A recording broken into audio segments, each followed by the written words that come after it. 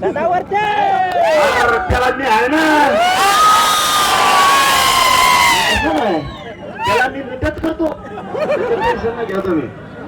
आपली भाषा घडीभर बोलीत असते, नंतर एकदा सुटली ना 8 दिवस माणूस भाकर खात नाही. मग आपला असं तुम्ही टेन्शन नाही घ्या. तुमचे शान वाढवण्यासाठी मी जीव माझा तुमच्या पायावर ठेवलेला आहे.